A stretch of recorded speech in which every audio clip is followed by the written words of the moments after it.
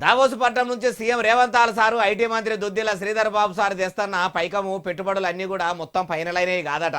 ఉదికు వందల కోట్ల పెట్టుబడులు పెట్టేందుకు కంపెనీలు తయారు ఉన్నాయి, అడ్వాన్సులు కూడా ఇచ్చిండ్రన్నంత నమ్మకంగా రేవంత్ సార్ చెప్తుంటే ఇప్పుడు ఆ పెట్టుబడులే ఇంకా ఓకే కాలేదని ఎవరన్నారంటారా ఈ నుండి. బడ్జెట్ మంత్రి మల్లుబట్టి విక్రమార్క సారు అసలు ముచ్చట చెప్పుర్రి. దావోస్ లో జరిగేటువంటి ఎంఓయూస్ అన్ని కూడా ఎక్స్ప్రెషన్ ఆఫ్ ఇంట్రెస్ట్ మేము మీ రాష్ట్రంలో పెడదాం అనుకుంటున్నాం అనే దానికోసం ఎంఓయూ.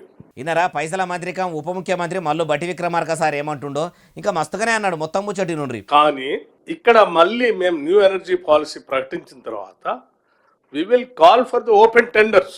ఆ ఎంఓయూ చేసుకున్న వాళ్ళైనా ఓపెన్ టెండర్స్ లో రావాల్సింది. ఎవరైనా ఎంఓయూ చేసుకున్నంత మాత్రం ఆయనకి ఇచ్చేదేం లేదు. దావోస్ పట్టణంలో ఎంఓయూలు ఇచ్చిరని ఇక అవే కంపెనీలు తెలంగాణకు వచ్చి పెట్టుబడులు పెడతాయని కూడా నమ్మకమేం లేదట. మళ్ళా చేయి సర్కారు ఇట్లా ఓపెన్ టెండర్లు పెట్టి అర్రాసు పాట వాడితే అప్పుడు తెలంగాణలో ఏడనైతే సర్కారు వేలం పాట పెడతదో ఆడికి పోయి ఏ కంపెనీలు టెండర్లు వేసేదందుకు అర్రాసు పాట వాడతాయో ఎవరు ఎక్కువ పైకంతో టెండర్లు వేస్తే వాళ్లకు దక్కుతాయట.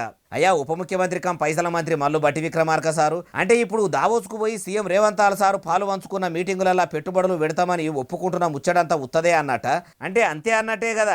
ఇక ఈ మాత్రం దానికి పోయినప్పుడల్లా మస్తు మంది తెలంగాణ ఆఫీసర్లను మంత్రులను ఎంటబెట్టుకొని ఎకనామిక్ ఫోరం మీటింగ్కు బయట దేశంలో ఉన్న దావోసు దాకా ఓవుడు 1000 కోట్ల పెట్టుబడులు పెట్టిపిస్తున్నామని పేరుకు పెంకుడు చూస్తుంటే అబద్ధాలు పుట్టినాక కాంగ్రెస్ పుట్టిందా, కాంగ్రెస్ పుట్టినాక అబద్ధాలు పుట్టినాయా అనాలనిపిస్తుందని ప్రజలు అందామనుకుంటుర్రు. గ్రామ సభల్లో అన్నంత గట్టిగా అనాలంటే వాళ్ళకు కూడా అర్థం కావాలి కదా అంటుర్రు ఈ ముచ్చటిన్నోళ్ళు.